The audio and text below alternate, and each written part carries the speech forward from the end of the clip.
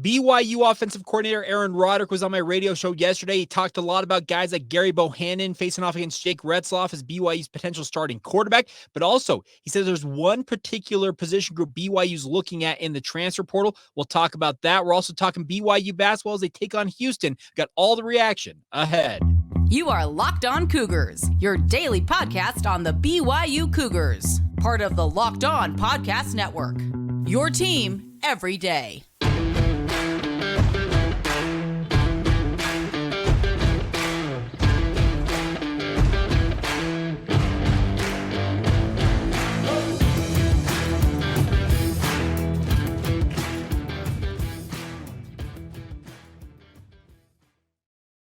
What's up, everybody? I'm Jake Hatch, your host here on Locked On Cougars, your resident BYU insider. Thank you for making Locked On Cougars your first listen of the day. Thank you to all of you who are everydayers with us right here on the Locked On Podcast Network. By way of introduction, this is your original daily podcast focused on all things BYU sports, and today's show is brought to you by our friends over at FanDuel. Make every moment more with our friends over at FanDuel. Right now, new customers get $150 in bonus bets guaranteed when you place a $5 bet. Visit FanDuel.com/lockedon to get started today.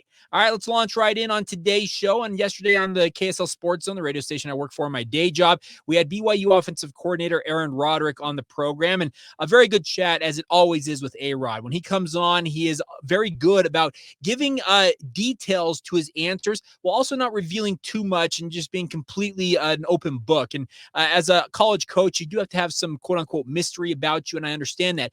But the biggest thing I took away from Aaron Roderick yesterday is that he pointed out that Gary Bohannon is coming to BYU simply for the chance to compete. This is not Gary Bohannon's job to lose as BYU starting quarterback. He made that very, very clear in that interview. He also talked about the fact that he had very strong conversations with guys like Jake Retzloff after their exit interviews in December after the season ended, and told him, hey, we're bringing in the best talent we can find in with regards to having the best quarterback room top to bottom depth-wise that we want to, that we believe we can. Now, I would issue my personal opinion, insert that here, is that I don't think this is BYU's best quarterback room, just talent-wise. It's just not. Come on. When you've had guys like Zach Wilson and Jaron Hall who are in the NFL now, and also a guy like Baylor Romney, who is neck and neck with those two for a time when he was playing for BYU, I'd be hard-pressed to tell you that Jake Retzloff, Gary Bohannon, on down that list, make up a very talented quarterback room for BYU. But nonetheless, Aaron Roderick was very clear that Gary Bohannon was not promised anything. He came to BYU with the expectation to be able to compete for playing time. That's the one thing that Aaron Roderick said that he was looking for after having to sit out the past year and a half due to that shoulder injury he suffered at USF. But he also pointed out the fact that Gary Bohannon has something on his resume that no other BYU quarterback currently on the roster has, and that is a Big 12 championship and that Power 5 experience. The accompanying Power 5 experience that comes with that. Apologies for the gaffe there, but the biggest thing I thought was that it sounds like it's truly going to be a battle between Gary Bohannon and Jake Retzloff. Could somebody like a Cade Finnegan, Ryder Burton, Noah Lugo enter the fray? Sure, but reading between the lines on Aaron Roderick's comments, I would say that I think it's a two-man race in spring ball at least, and we'll see what ultimately pans out in that regard. The other thing about the quarterback battle for BYU is they need talent around them, and he pointed out the fact that BYU, in all honesty, and he's right about this, I will back him up on this, BYU's best players, a lot of them that could have hit the transfer portal. There were rumors out there of guys potentially getting overtures from other programs. They stayed. They stayed at BYU because, as he says, they believe in what we're doing here. I think that BYU's offense has got a ton to prove this year, and I don't think I'm saying anything revolutionary when I say that, because we all saw the struggles that BYU had, and A-Rod is very quick to point out the fact that BYU had a hard time running the football last year. He said that we didn't gel the right way, and speaking of the team, and it just never came to fruition really until the final two games of the year. And as we've heard from Connor Pay on this very podcast, he pointed out the fact that BYU really kind of came out swinging in those last two games because they knew it was the end. If they didn't win, their season's over. So I guess desperation makes fools of us all. Is that the right terminology, the right quote? But nonetheless, really interesting to hear A-Rod talk about the quarterback battle. But then also he was asked about, okay, what else are you guys doing with regards to recruiting? What are you doing in the transfer portal in the lead up to National Signing Day and potentially in the spring portal period after spring ball ends? A-Rod said the BYU's offense, so under his purview right now, has what he said, the quote was 2 to 3 scholarships to work with. He said, we're going to be very judicious and Wow, I am struggling today. We're being very judicious and careful with what we are going to do with those scholarships. He pointed out that the most likely uses for those, or uses for those scholarships, are along the offensive line. That was the one position group he said the BYU most likely would look to add via the transfer portal or other means. He did not specify that it would absolutely be a transfer portal pickup. Could it be somebody in the lead up to signing day? He said that's not necessarily in the plans right now, but he said if somebody pops up between now and National Signing Day, which is officially February 7th, if I'm not mistaken, that could obviously change BYU's plans. But he said they're being very, very prudent about how they utilize those final scholarships. I think it's actually a very smart way to go about it, because they can kind of let things ride right now, because they do have the vast majority of their offensive players back. Their top 5 wide receivers, a very talented running back. They've got a pretty good core of offensive linemen as it is returning to BYU. So the thing is, I think he can sit by, let things kind of play out, track guys up until signing day, and then go through spring camp, go through those 15 practices, evaluate where BYU may be deficient, and then go out in the spring portal period and add 2 or 3 more guys that you think can come in and fill the holes where you see them in this offense. I actually think it's a pretty smart move. But yeah, offensive line. I've said it on this podcast, the BYU was going to target offensive line. I've also thought that BYU should look at running backs, and I would imagine the spring camp, if LJ Martin and whoever else, Hinckley Ropati, etc., doesn't really stand out in spring ball, their running back very quickly could vault up to the top of the needs list, as it were, for BYU. And we'll see what happens on that front. But I really appreciated Aaron being so open about the struggles BYU's offense had. He was very clear that the offense did not live up to the expectations that he or anybody in the BYU football program had. He was very clear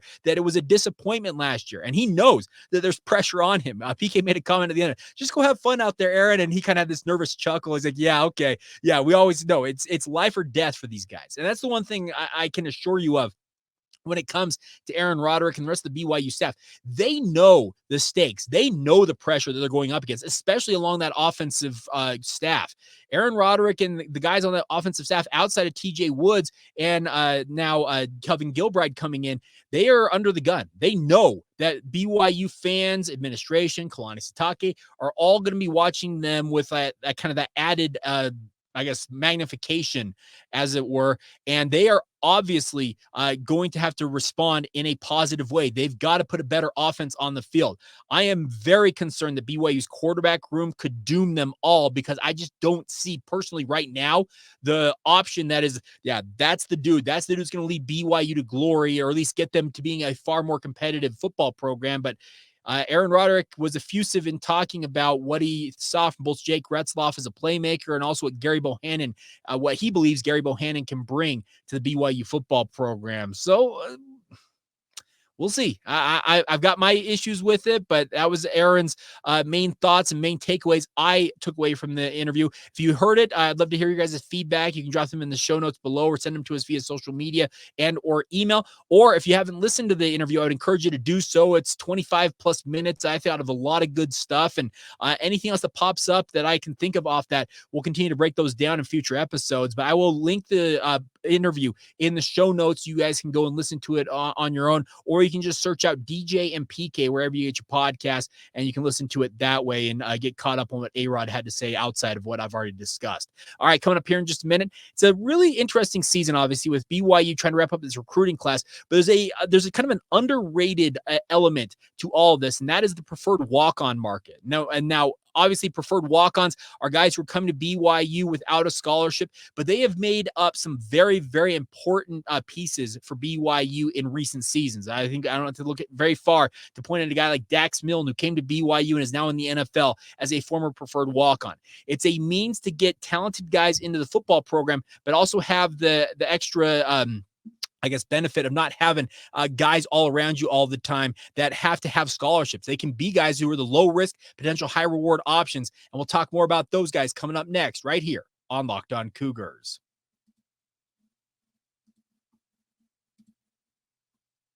Today's show is brought to you by our friends over at FanDuel. FanDuel's been with us all NFL season long with the playoffs rolling on, my friends. There's no better time to get in on the action than with our friends at FanDuel right now, America's #1 sportsbook. Right now, new customers get $150 in bonus bets guaranteed when you place a $5 bet. It's $150 in bonus bets, win or lose. You got nothing to lose when it comes to that, my friends. The app is super easy to use, and there are so many different ways to bet, like live same-game parlays, spreads, player props. Find bets in the new Explore tab that may help you find a bet that you hadn't necessarily considered, but you want to take advantage of it. You also can make a parlay in the Parlay Hub, which is the best way to find popular parlays on FanDuel's network as well. There's so many options out there. I could go on forever with all the different things you can do with our friends at FanDuel. So I'm just going to encourage you to do this. Visit FanDuel.com/lockedon and make your first bet a layup. Once again, $150 in bonus bets with a $5 bet. Simple as that, my friends. Take advantage of it now. That's FanDuel.com/lockedon. That's FanDuel, an official partner of the NFL.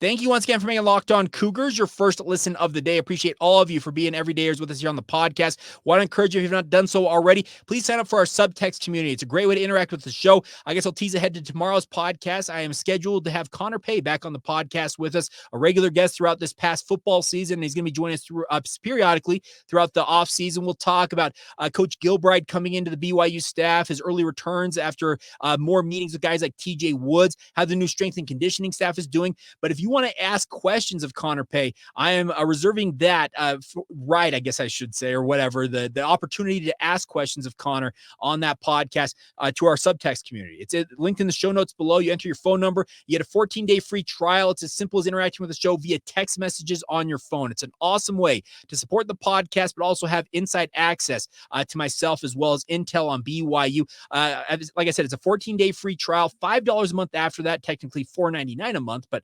nonetheless, would love for you guys to be a part of it. And if you want to take advantage of that, sign up right away. All right, a couple of things before we talk some BYU basketball is there's a very interesting market out there when it comes to signing day, and that is when you have the preferred walk-on market come to bear for BYU and other football programs. I'm not saying that the Cougars have this market cornered by any means, but the one thing BYU's tried to do with their preferred walk-ons, and what a preferred walk-on is you are guaranteed by the staff of whatever university, in this case BYU, that you will be a member of the football program for at least 1 year. That's the agreement you have. You don't sign a national letter of intent. There is nothing binding between the two parties.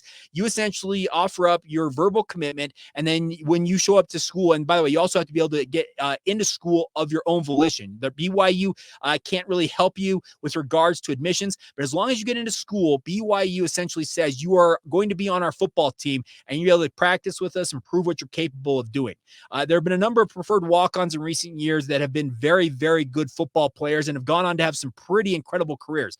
Think of guys like Dax Milne. I mentioned him before the break, as he is a big, big reason why BYU had so much success in that 2020 football season. He was just so good, but he was a preferred walk-on. BYU opted. There were two guys, him and Braden Cosper, coming out of Bingham High School in the same recruiting class. BYU was in on both of them, but they thought Braden Cosper was more worthy of the scholarship for whatever reason, and they offered it to Cosper, and Cosper ended up being a pretty solid player after he was able to get past all the injuries he had for BYU. But Dax Milne over here ended up having, I'd say, a pretty dang good career, legendary career, as it were, and has now spent 3 years in the NFL. That is what BYU is looking for from the preferred walk-ons. Now, not every preferred walk-on is going to work out. And by the way, there are a number of preferred walk-ons who may commit to BYU, and then suddenly a school pops up with a scholarship, and they are under no obligation to go to BYU before they enroll if they get a scholarship elsewhere. That is the other thing about this. It's a non-binding agreement, but it is a very, very good opportunity for BYU to bring in guys who they may think, okay, this is a potential diamond in the rough. They bring them in, and it's that quote-unquote low risk, potential high reward. If you get the most out of the guy that you think you see in him as a walk-on, well, guess what? You don't have to allocate the thousands of dollars in a scholarship to him, but if he proves capable of being worthy of that scholarship, well, then you reward him at that point. that is the fun part about this. Guys like Mason Wake have come to BYU via the preferred walk-on route and gone on to have some pretty good success in their own right. There are a few guys that BYU's in the preferred walk-on market right now that I think BYU do well to get all of them in the program. One of them is a guy we talked about last week, and that's La'akea Kalama. He has been offered a walk-on, preferred walk-on spot by Fesi Sitake. He announced that on social media. Now, I've talked about La'a. He is the younger brother of Jaron Kalama, who came out of Wasatch High School and signed with BYU a couple of years ago and is currently serving a mission for the Church of Jesus Christ of Latter-day Saints. The biggest thing for La'a is he is not necessarily the biggest guy out there. They list him at 5'11". He's smaller than his brother, who is listed at 6'3". But the one thing I love about La'a, he's fearless. Any of you who watched the Polynesian Football Hall of Fame, Polynesian Bowl, I guess I should say, for high school athletes, well, La'a participated in that. And actually, I came away more intrigued with him as a defensive back than as a wide receiver, where he's kind of made all of his bones during his high school career. La'a was locked down when it came to playing corner in that game. It was very, very good. And that portends that if it doesn't work out, because he's currently been offered by Fesi Sitake, ostensibly saying that he's going to get a chance to be a wide receiver for BYU at the outset. But if it doesn't work out on that side, could he flip over and potentially play corner or safety for BYU? Based on what I saw from that Polynesian Football Hall of Fame game, that wouldn't surprise me if he gets that opportunity to do so. So I think La'a would be a home run pickup for BYU if they can get him. He's got a number of FCS offers. He talked with me last summer. It was in like August when I talked with him on this podcast. He said at that time he had an offer from Navy. Could he decide to go the Naval Academy route and obviously get a scholarship that way? That could happen. But I think this would be a very, very savvy pickup for BYU, especially considering his brother will be in the program here in the relatively near future. But we'll see what happens on that front. One that I am very intrigued by that came earlier this week is Tyler West. That name is very generic, but Tyler West is a very, very productive wide receiver down in southern Utah. He had over 1,300 receiving yards, 21 touchdowns. He's also a kick returner for Crimson Cliffs. Now, Crimson Cliffs is a newcomer to the high school football ranks in Utah, but they won a 4A state championship this past year. And the best part about West, he's also a sprinter. He's got legit track speed. Clocked most recently at a 6.99 60-meter dash at the BYU High School Invitational Indoor Meet. That was like last week, I believe. He actually won first place in that. The production is absolutely incredible. 1,300 yards, 21 touchdowns. 4A is the third division down in Utah high school football, but Crimson Cliffs, that's a legit football program. And if Tyler West is as good as advertised, and those stats indicate that he's a very productive wide receiver, and if he got the legit track speed that his track numbers seem to indicate, I don't see why this is something that BYU wouldn't offer. Now, he didn't specifically say that it was a preferred walk-on offer, but I'm kind of reading between the lines on that. When he doesn't necessarily say scholarship offer, that indicates to me it's a preferred walk-on. But like this screams to me, Tyler West screams to me a guy like Dax Milne, because Dax Milne, his speed belied what a lot of people thought about him. And he used his ability as a wide receiver to really make a name for himself, earned a scholarship. And like I said, I'll go back to it. He's now in the NFL. He's kind of the prototype of what BYU wants in a preferred walk-on. I also point to Tyler Algier as well.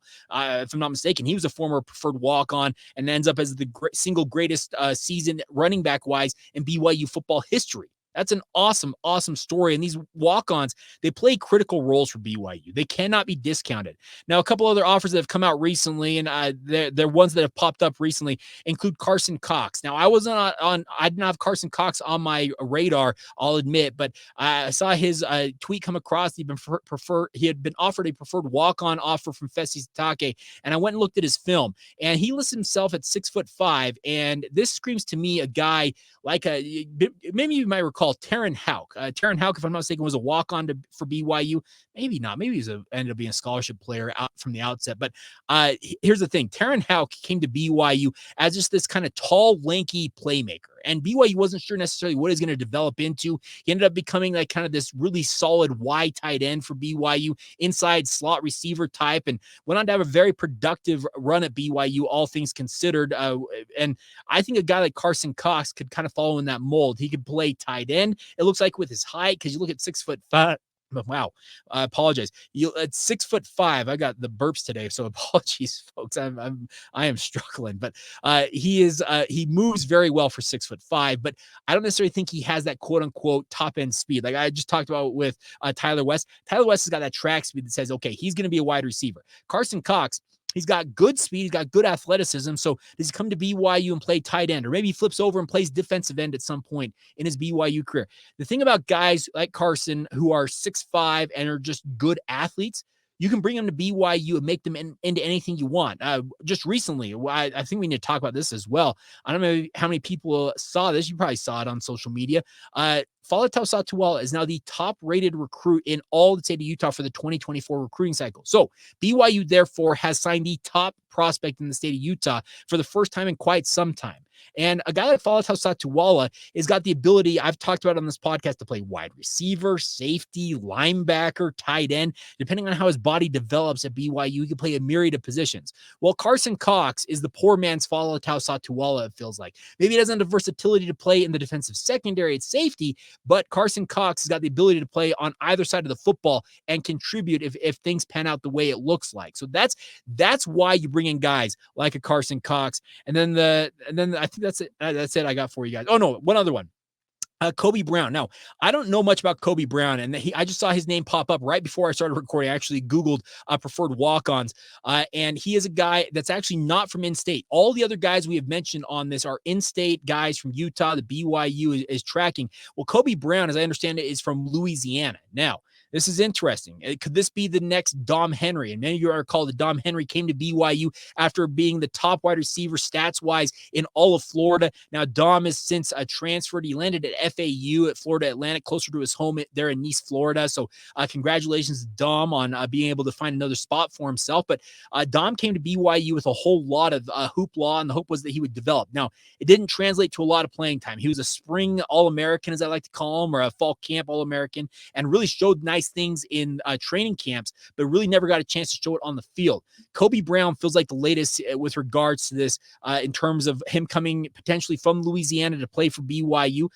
I don't know if he has the same skill set as a guy like Dom Henry. I have to do some research on him, but seeing his name pop up and the fact that he's from Louisiana, that was the first thought I had. Could this be the next Dom Henry who comes to BYU and finds a chance to play and maybe has more success than a guy like Dom Henry ultimately ever did in a BYU uniform? So very interesting stuff. And obviously the preferred walk-on market is worth watching. We'll continue to break these down. Like I said, maybe one of these guys ends up being a star for BYU or a solid contributor in the two deep at minimum. But even if that's the case, that means BYU has found a scholarship caliber guy, and they didn't have to necessarily allocate a scholarship at the outset to get them into the football program. So that's the payoff with regards to how it goes for BYU when it comes to this. So it's a very, very kind of touch and go thing. You have to be kind of smart about how you allocate stuff like this, but at the same time, it can be very, very beneficial for all parties involved if it works out to the level of guys like a Tyler Algier, like a Dax Milne, like I've mentioned, Mason Wake. It can be very, very good for all parties involved. All right, so there you go. Some thoughts on BYU football coming up next. We round out today's show. Full reaction, BYU and Houston. We'll get to all that next right here on Locked On Cougars. Today's show is brought to you by our friends over at Utah Community Credit Union. Learn and Earn, the UCCU mobile banking app, is paying your entire family to learn about money. Simple as that, my friends. You want to learn about money and make money while doing it? Well, use Learn and Earn. It's part of UCCU's award-winning Be Money Smart Youth Banking program, helping you learn about finances and doing it via games like quizzes and trivia. The best part is it's got age-appropriate content for every member of your family, so anybody can do it anytime and earn points, and then you accrue those, and you can redeem them for gift cards to places like Amazon, Apple, Sephora, Walmart, Nike, and many, many more. I've told you guys I started doing this right at the New Year's, one of New Year's resolutions to take advantage of this from UCCU. I've been a UCCU member since I was 8 years old, and I have collected my first gift card. It has been summarily already spent by my wife. I got it to Amazon, but I will be on my way to getting my second one here in the relatively near future. Once again, the best part is there's age-appropriate content for every member of the family. Y'all can compete against one another, track your progress on leaderboards, and then have some fun along the way. And of course, it's all available inside the UCCU mobile banking app, so you can play it literally anytime, anywhere. And of course, the more you play, the more you learn, and the more you learn, the more you earn. Once again, it's UCCU's award-winning Be Money Smart Youth Banking program with Learn and Earn, helping kids, teens, and parents have fun while becoming more financially literate together. It's all courtesy of your friends at UCCU. Love where you bank. Thank you once again for making Locked On Cougars your first listen of the day. Appreciate all of you for being with us every single day. I want to remind you guys to check out the Locked On Sports Today YouTube channel. It's your daily source, 24/7, 365 of all things Locked On, our hosts, our national shows. Got you covered top to bottom. Subscribe to it wherever you happen to be. Well, like I said, not wherever you be. Wherever you happen to be on YouTube. Just go and subscribe to it today. Really, really fun channel. All right. BYU basketball, tough loss to the Houston Cougars, 75-68 is the final, and a 7-point difference doesn't necessarily do this game any justice, it feels like, in my opinion. Now, let me reiterate right off the top. It's a tough loss for BYU to absorb. There's absolutely no doubt about that, because when you lose a game and drop to 2-4 in conference play, it's not ideal, especially when BYU has the likes of Texas coming up on Saturday. No rest for the weary when it comes to the Cougars, but they need to pick up the pieces very quickly, because they can take some solace in the fact that Houston team, if Houston shoots the ball like the way that they did last night, near 50% for most of the game. I know it slumped down into, I think it was the 40s before the game ended, 10 of 23 officially for Houston in the game from three. But if BYU can avoid teams shooting lights out, because Houston's not typically that good of a three-point shooting team, BYU very well may have pulled off this upset. Now, absolutely critical moments late in this game. 2 minutes and 12 seconds to go, Noah Waterman hits an absolutely gargantuan three-pointer. He showed up big time. Ever since having those really quiet 3 games to open Big 12 play, how big has the Waterman been? It's been fun to see him do his thing. Hits that 3 with 2:12 to go. It's 68 all, and the Marriott Center was absolutely going bananas. I was having the time of my life. I love environments like that. That's why I'm in sports and why I'm a sports fan in general. And being in that environment was awesome. He hits that 3. Noah Waterman ended up finishing with 17 points in this game. And it felt like, okay, if BYU can just find a way to take the lead in this game, they are going to go on to win this one. Alas, final 2 minutes of this game, BYU ends up going 0 of 5 from the field, and 2 of the looks, one from Trevin Neal above the break and the other from Richie Saunders down on the left baseline. Both of them very, very good looks at 3, and both of them go begging, and BYU just cannot find a way. Houston makes their free throws down the stretch and gets the W. I really take away from this that BYU can hang, and a couple of you reached out and had similar comments via social media, also via email. So that's the thing about this, is it was a game that BYU will look back on and say, okay, we had a chance in that one. We could have pulled off the upset had things gone a little differently. I know that there are going to be some of you out there who want to complain about the officiating. I was there. I watched the entire game from my perch on Media Row, and I thought the officiating was overall pretty decent. Now, the foul disparity is obviously going to irk people. I get that, but BYU did themselves no favors in many respects, because I feel like BYU, and a good friend, I forget who it was, I got an email last night. I'm remembering who it was. Sent it to me. Literally, they said they were waiting in their car to get out of the parking lot. But he pointed out that BYU needs to be more willing to go to the rim and score. Dallin Hall did that last night. It was really good to see Dallin do his thing and really attack and get downhill. And he went to the rim and forced the action and drive and kick at times, also taking it to the rim. That one-handed jam that he had when he went right down the lane was awesome. It got the crowd going as well. That's the thing about this, is that BYU had their chances in this game, but it felt like too often, too early in the shot clock, there were times BYU settling for a 40-footer. Kelvin Sampson post-game said that they're having guys like Jackson Robinson pull up and shoot from 40 feet. Why are they doing that so early in the shot clock? That's a unique thing about BYU. Well, it's maybe a unique thing about BYU, but it's also not advantageous in many of those circumstances. Now, if you get a guy who's absolutely on, like Trevin Nell was against Cincinnati, okay, sure, you're going to let him kind of hoist it up whenever he wants. But here's the thing. Trevin Nell got hot in this game, and what happens? Guys like Jackson Robinson and Dallin Hall and everybody else on the roster not named Trevin Nell start hoisting up threes. Sometimes you got to ride the hot hand, and that's one thing I think BYU is going to learn in this game. The other thing was offensive rebounding. Houston ended up with 15 offensive rebounds in this game. Every one of them felt like they were critical. Just a tough scene for BYU in that circumstance. Ended up 10 of 23 from 3, as I mentioned, 43.5% from 3.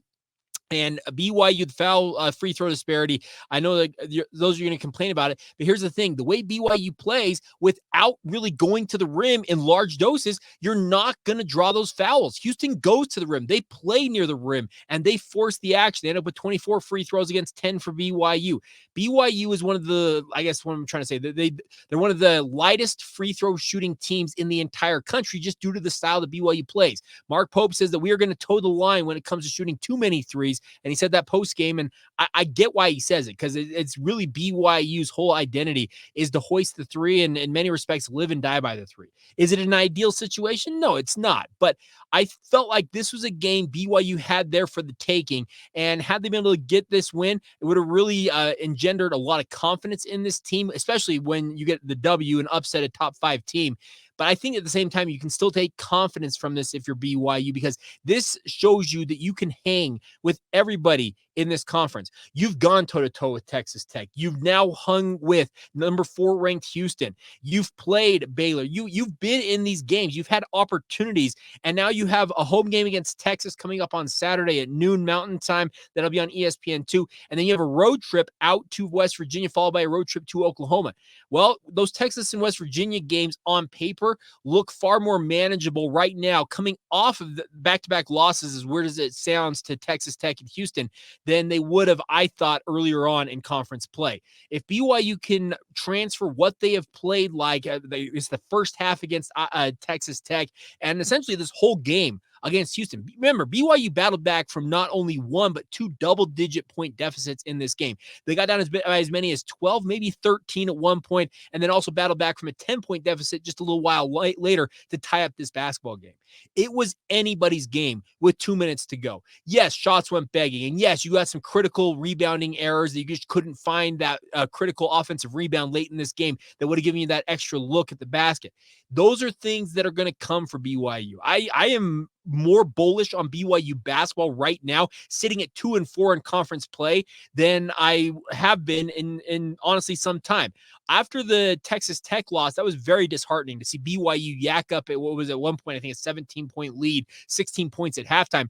To yak up that lead was really, really tough to stomach. But this game against Houston, you literally went toe-to-toe. You faced off against a team that, I'll mention it once again. If Houston can shoot like that in the big dance, that's a Final Four contender for Houston. Now, they're already a Final Four contender, feels like annually, just due to their defense, but they need the shooting in particular. And if they shoot like they did against BYU, they got a really good shot. But BYU matched them tit for tat for most of this game, and that was awesome to see. It showed a lot of fight, a lot of tenacity, a lot of want to from the BYU basketball program, and I can live with that. I guess I'm in the minority. Let me know your thoughts. A couple of you reached out and were pointing out on social media that you pointed to the free throw disparity, the 3-point percentage for BYU. And by the way, let me just also give a quick shout out. I met 3 of our listeners at the game. I met Jeff Ringwood, had a great chat with him just for a minute. Russ Grisfather, obviously, he's a famous BYU fan, does a lot of stuff with Coug Connect. Good to meet him. And also David Hatch.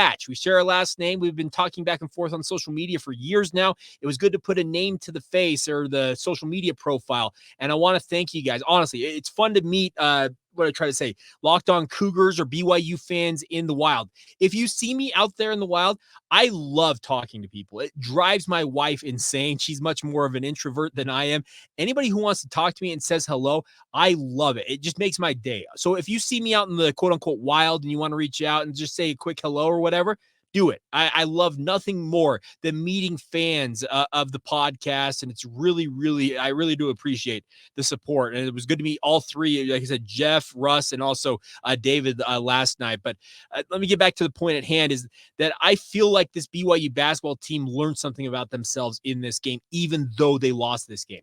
They were right there. It was coming down to the wire. And I'm just one of those games that you have the feeling. I'm sitting there on Media Row. You kind of get the tingling feeling with the crowd and anticipation, near sellout capacity, and the crowd's into it. And it just felt like, had BYU been able to find a way to go ahead, whether it was via a 2 or a 3, they get the lead in that game, I know it's revisionist history, but it feels like to me in an alternate universe, if BYU gets that lead, they don't lose that basketball game. And we're probably sitting here talking about and kicking off the show, talking about a court storming, and ESPN Sports Center has got you on national television, just celebrating, watching BYU students jump over the railing there. And it was a really, really fun basketball game overall. And I learned, I think that BYU, they can hang. They can hang with the best in the Big 12. Now, hanging with the best of the Big 12, and then finally, like, quote unquote, kicking down the door and punching your way through and getting a win. That's a different story, and that's got to come next for BYU. Can you do that against Texas? Get back to 3-4. We'll continue to break that down. That'll come up probably on our Friday edition of the podcast. We'll do a preview of that game. Get you ready for that one. And like I said, tomorrow on the show, Connor Pay is going to be joining us. I got your questions. You want to submit those? Please join our Subtext community. That's the way to submit your questions and obviously have your say on what Connor is asked, at least in part, on that edition of the podcast. But just want to say thanks again for all of your guys' support of the podcast. As I said, it was good to meet Russ, David, and Jeff out there at the BYU game, and love to meet hundreds, if not thousands more of you in the coming days, weeks, months, years, as it were, as we continue to do this podcast. But honestly, thank you once again for making Locked On Cougars your first listen of the day. Appreciate all of you once again for every dayers with us here on the podcast. And until tomorrow, have a great rest of your day. This has been the Locked On Cougars podcast.